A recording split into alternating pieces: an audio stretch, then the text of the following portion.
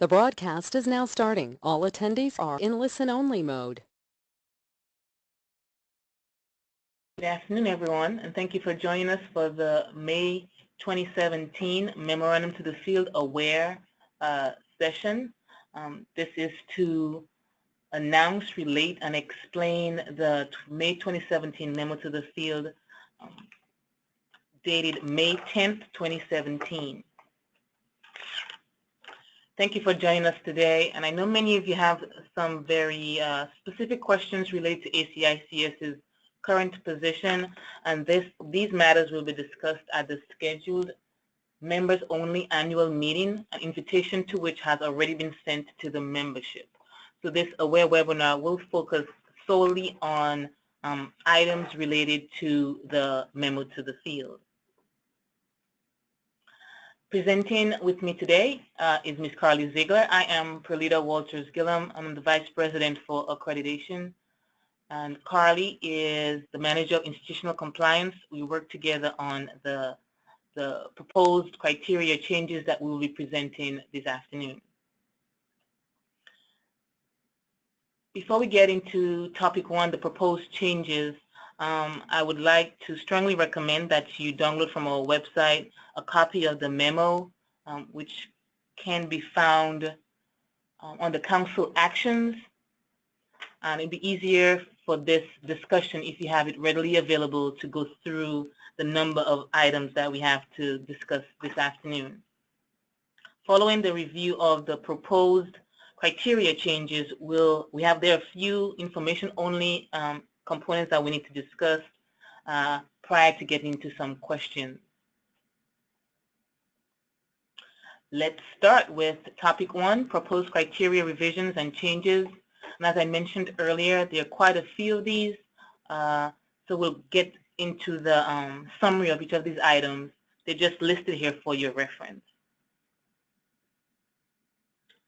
And I will note, because we get this question every AWARE webinar, this will be recorded and archived on our website for your future reference. Item one, intent to bar debarment appeal. This item can be found on page 2 of the memo to the field. The revision to the criteria is to remove the confusion concerning when an individual or an entity can appeal the debarment action. ACICS or the Council will issue an intent to bar notice to the individual or entity, and that's the action that can be appealed. Once an appeal is received and considered by the Council, a debarment action is taken, either to debar the individual or entity for a number of years or to withdraw that intent.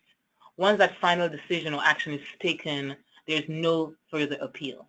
And so that's what the proposed criteria change is seeking to clarify.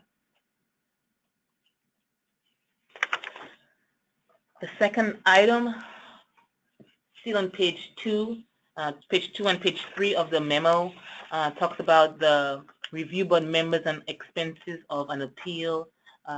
Just to clarify again, that there'll be a pool of 15 members, and that those individuals will serve a 3-year term, staggered for over 3 years. And even though there's a pool of 15, any one review panel will include 3 or 4 members, but the selection will be through that pool of 15. And the case, depending on the size of the institution or the case on the review, that's how the composition of the panel will be determined. And then currently there is an appeals fee and the fee for expenses. That's being streamlined to be a standard fee of $10,000. So it'll be a flat fee that will be remitted for the hearing. Okay, hi everyone. I'm going to take over the next few here. This is Carly. Next one that is the proposed change is for institutional grant links. And for this one, Council proposes the removal of 2-1-702, which is on page 3 and 4 of your memo to the field. Basically, striking that criterion to take away Council's ability to scatter the grant reaffirmation periods or reaccreditation periods for branches. Instead, the intent is to maintain 2-1-702, allowing council to keep them all under one grant length. So again, the main and the branches would go back to having one grant length, which is how we handled this previously. Okay, the next one is unannounced visit fees. This was kind of a little bit of a cleanup of the language to make it consistent with how we do visit fees across the board. So unannounced visit fees, section 2-1-405 and Appendix B were made consistent with the criterion for how we expense other visits. So just a flat fee for those. Okay, and then council hearing procedures. This was, again, kind of another language terminology cleanup. As some of you may recall, at the December meeting, council moved to require that all show cause hearings be in writing. Basically, there's a terminology change for these in writing hearings. They will now be referred to as institutional reviews, and hearings will just be saved for those that are actual in-person directed by council. Okay, and then another change within these proposed changes is that for these institutional reviews, so again, those were previously the in-writing hearings, institutional reviews will not require just a notification prior to, rather the submission of the response and the fee will replace that notification that's required for in-person hearings. Okay. All right, and the next one, again, this was a language cleanup. This is just to reflect the fact that the council would not deny a change of ownership. Rather, the denial would be the reinstatement of accreditation after a change of ownership or control. So it's just a small change in 2-3-302. Okay, and that brings us to the next one, institutional show cause and withdrawal of approval, and that's on page 6 of your memo to the field. And across these criteria, again, a fix and a cleanup of the language to be consistent, again, back to keeping the main and the branches as one institution, and therefore adjusting the language to show that a show cause action could result not only in withdrawal of the accreditation of the whole institution, but also withdrawal of approval of a branch campus. Okay. And then the next one, again, to show that a revocation can occur if an institution fails to respond to a show cause directive. So just in addition to the list of actions, or I'm sorry, of issues that may cause a revocation. And this one, I'll take on this one, and that's on page 9, 10, 11 of the memo to the field. Quite a few. Ooh, yeah, all the way to page,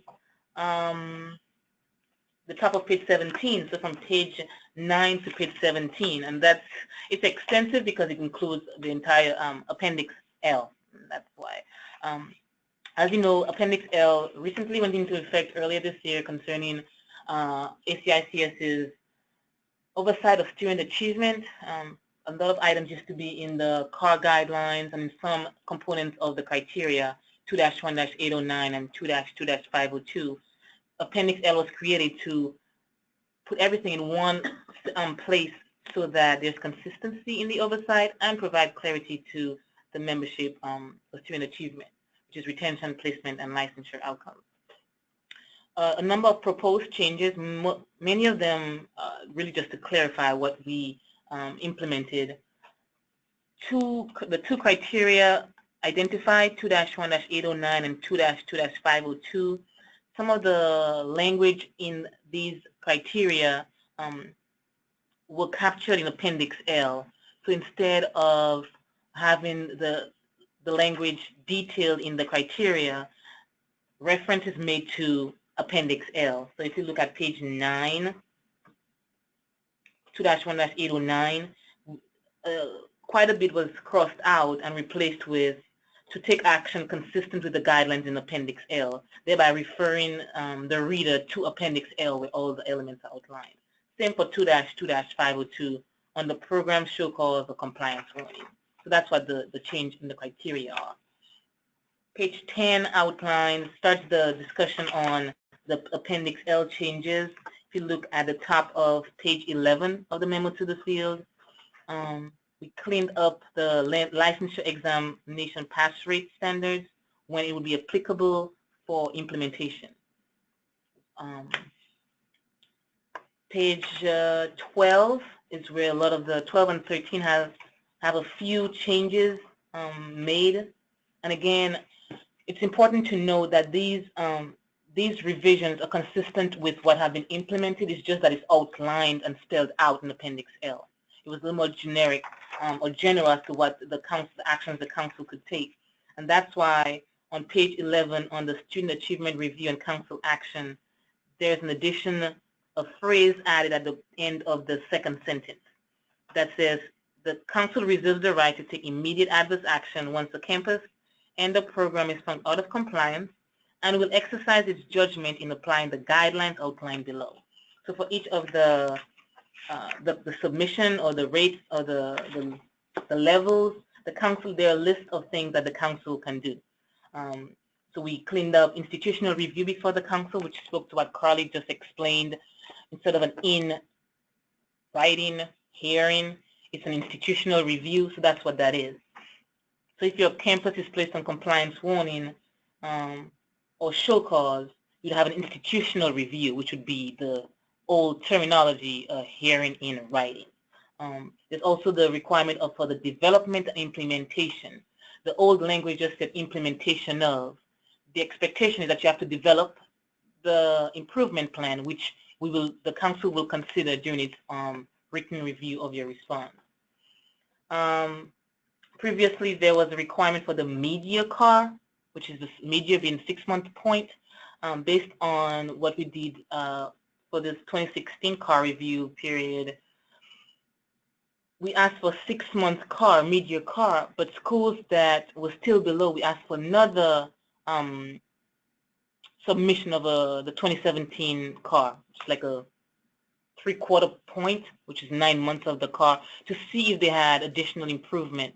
If they were way below and they were improving but not above the compliance point, the council is requesting an additional submission of that report. So to make it more generic and to capture the council's ability to ask for different reporting data, the change is to ask for a partial CAR, which could be a 1/4 CAR, a mid-year, or a 3/4 CAR, so that the council can get a sense of your performance by quarter in the annual reporting period. In the case of licensure, this was added. It wasn't captured before, and that was added to make it clear that if you're below standards for licensure outcomes, the council may ask you to submit any communication or reporting requirements to the oversight agency, particularly the nursing board. If you're in provisional approval with the nursing board, we need to see any communication from the board or reporting status of for licensure outcomes. We're also asking for updated licensure information as well. If since your last published licensure rates there have been changes, we're asking for an update. The intent is once the council takes an initial action, what we would ask for to see if the institution is making improvement in those outcomes. So it's important, like I said, please refer to the memo and look at all the proposed changes for clarity, and hopefully you can have some questions about that after the session to provide any additional guidance. But the intent was to spell out as much as possible the guidelines on what the actions the council can take concerning institutions' performance on student achievement, retention, placement, and licensure. On pages 14, 15, and 16, we have revisions to the explanations on the actions. So there's an explanation on what is immediate adverse action and what is the withdrawal by suspension of a program approval versus of an institution's accreditation. Two different things. And Carly explained earlier about the council's going back to considering institutional action rather than a campus-by-campus action. So the council can withdraw the accreditation of the institution or the approval or inclusion of the campus within the accredited status of the institution. The council can also withdraw approval of a program from within the institution's list of approved programs. So it's spelled out on pages 15 and 16 as well on what the different items or actions taken, what they mean and how that would affect the campus and the institution. I'm trying to think of one more thing that's worthy of note. Carly explained about the procedural guarantees. Again, because we're adding an institutional review, which is the written review, an in-person hearing, which is solely now a hearing before the council, is by the council's discretion only. And that may happen if the council takes an immediate adverse action on first submission, a withdrawal by suspension action.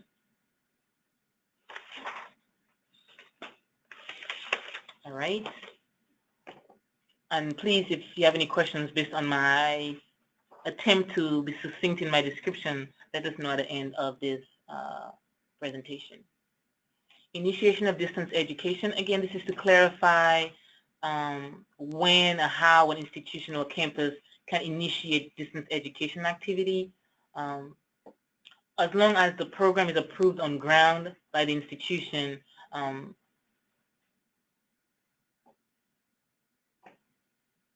the campus or the institution, sorry, can do online programs as long as they submit an application.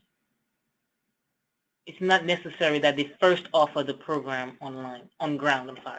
It's not necessarily first offer the program residentially prior to getting online approval for that same program.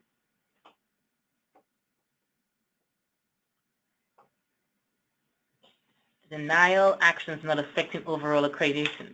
Again, this is just part of the council's annual review of its criteria to minimize confusion as much as possible in certain sections. In this particular case, the language was somewhat confusing on 2-3-303 about denial actions.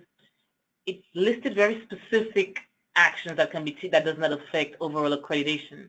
So the clarification is to make it more general and to capture all substantive changes that does not affect overall accreditation.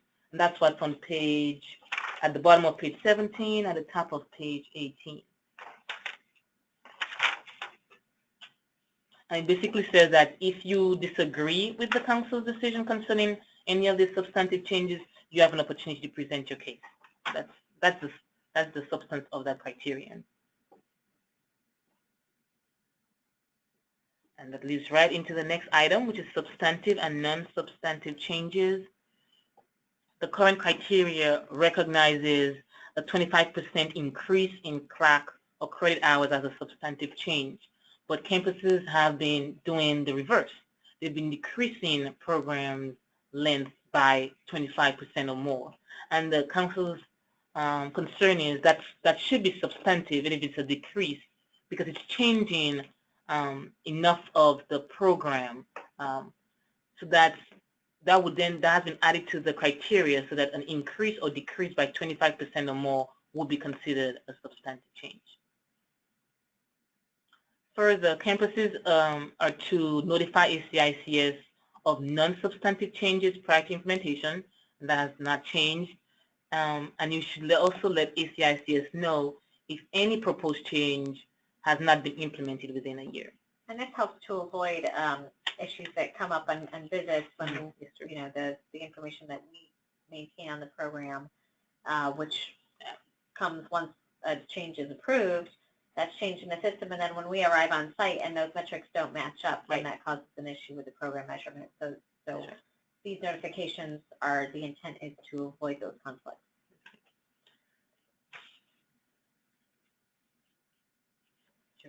Okay, the next one is the renewal of accreditation application submission. And this is basically a permanent change to match what was a temporary change and has worked really well.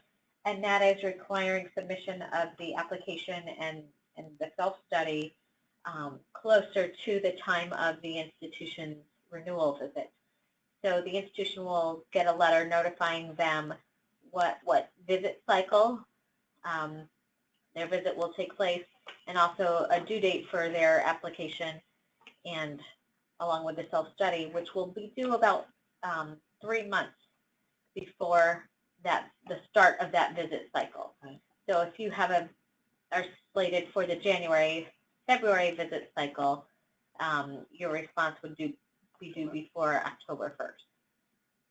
So that way we get information, that snapshot of the visit snapshot of the institution, we get that closer to the visit, the information will be more accurate, and the team has a better view of what they're going into and what's going on at the institution. Now that being said, the additional change was put in there that once that information has been submitted, no substantive changes would be allowed from submission of the self-study and application up to the time of the visit. Okay, and the next one was a minor change to Appendix C regarding advertising and third-party services, and this was just to remove a piece of the criterion that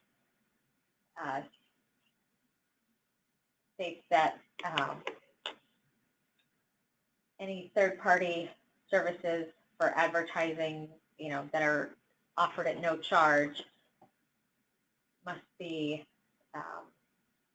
published or disclosed. So that's been stricken out of Appendix C. And that one is on page 20 of your memo. Okay, and then following that, the next one was the integrity criterion, section 3-1-202. That's basically just a change in the title of that criterion to better reflect the intent. Rather than just stating integrity, it's been changed to institutional integrity and capability to reflect those different areas that's in that criterion. Okay. Then the next one was another cleanup to get rid of all mention of essentially controlled institutions or distributed enterprise. For those of you that remember, this was a model that ACICS considered a few years back, but had put on hold for a while. Well, we've kind of gotten rid of that altogether. So we've just deleted any references or use of those terms throughout. All right, and so that ends our proposed criteria changes. We're going to get into topic 2 for information only.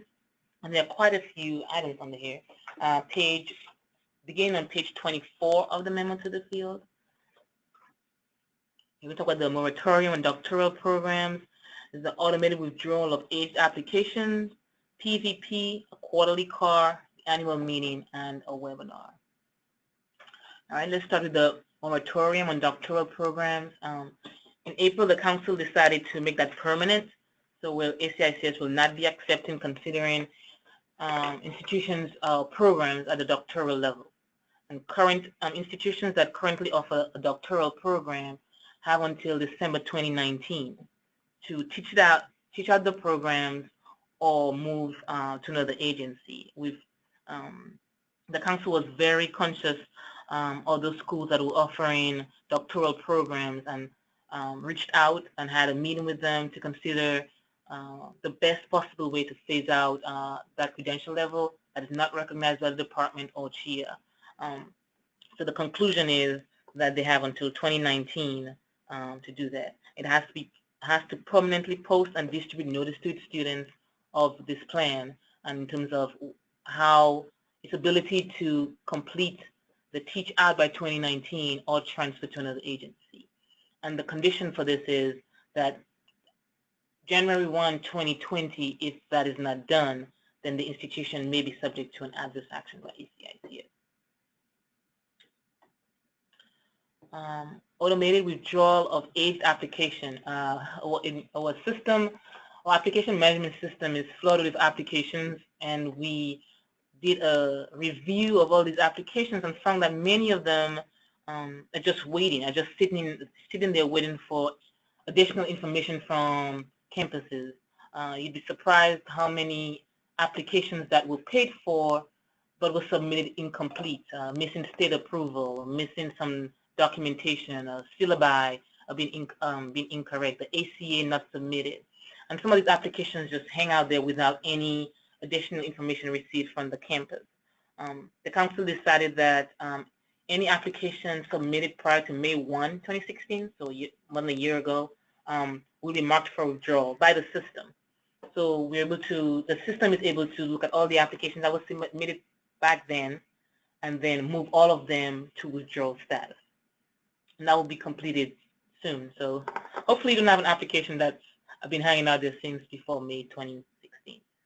If you do, and please reach out to Tehran, Dr. King, but it has been communicated to all that they will be marked for withdrawal, and that's being done right now. The PVP. Everyone's favorite lately. Okay, and this one we will get further into on Thursday for those of you that will be listening to that webinar that will be on the quarterly CAR and PVP. But just as an overview, for those of you that haven't noticed, we've had quite a significant response, so I think many of you have noticed. There's now the capability to contest placements that ACICS has marked invalid, and that can be done within the PVP system. So when you log in, you see the overview of your placement, and any that have been marked invalid by ACICS, now not by the graduate or the employer, but by ACICS, those can be contested. Now, if you're going to contest, you must include supporting documentation to evidence, for example, if it's a skills placement, you must evidence position description, assigned position description, something formal showing the skills that they're using and how those compare with the skills from the program to show that they're using, the majority of the skills from the program in that position. So those, we've had some that have already, we've had several that have submitted, one with no supporting documentation, or some will just submit a attestation form, which doesn't really show us anything to show that, hey, yeah, they are using all these skills from the program. So if that's what the issue was, so that will be rejected, and a placement can only be contested once, and it's contested to a panel for review, and the decision of the panel will be final. So you'll get kind of a one shot of contesting those. So you want to make sure you've got the documentation included. All the instructions, again, kind of what I just reiterated there, and even more so, can be found on the PVP website as well. And again, we'll touch on it on Thursday.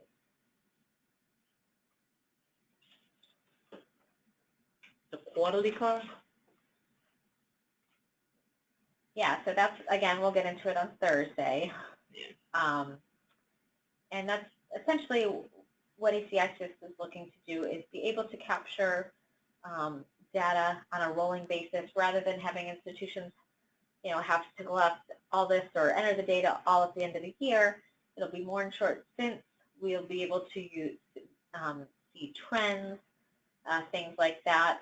And it's not to alarm institutions. It's not like every quarter ACICS will be taking action, but rather we want to start a more regular process of collecting the data so that we can see what the trends are, and we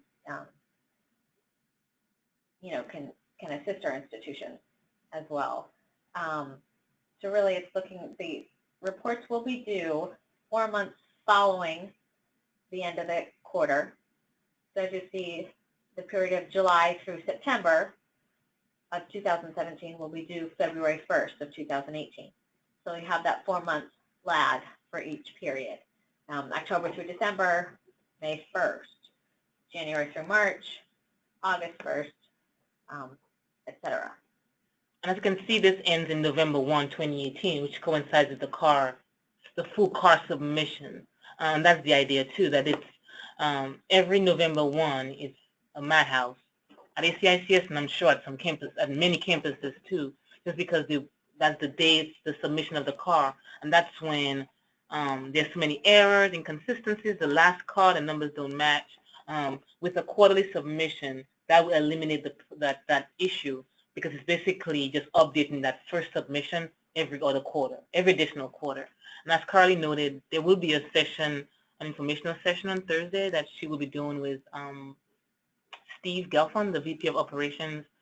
He does the technical support for the car, and we're going to detail on the spreadsheet and how to submit, etc., and the issues.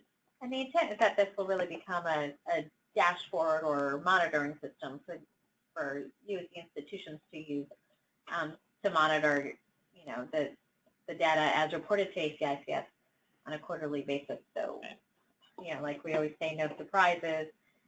This ensures that even more so that schools are tracking that. Right. True.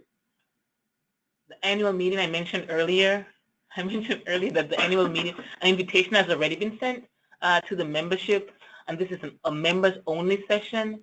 And the notice went out on behalf of Mr. Williams concerning that meeting. It will be the webinar, and there will be reports from the president, Mr. Williams, the council chair, Ms. Edwards, and the treasurer, Ms. Blake. Once the invitations have been sent out, but to register for the webinar, if you're not, only those individuals who are attached to an institution will be approved for attendance at this webinar, because it's members only. And this is the session that we referenced earlier that Carly will be doing with Mr. Gelfond on Thursday to talk about the So tune in from 3:30 to 5. For all the PVP questions and the car. And hopefully the recommendation is that whoever does the car or who does placement or does the PVP submissions every month should listen in with their questions. It may be possible, I think we'll probably show you what the spreadsheet looks like, any changes to the spreadsheet, and can take specific questions on the PVP. Not on what's acceptable, but general questions on the submission and what to do if you get an invalid or the students don't respond, etc. All right, thank you for your attention. We appreciate it. And now for the remainder of our time with you, we'll take some questions that hopefully we can provide the answers. Thank you.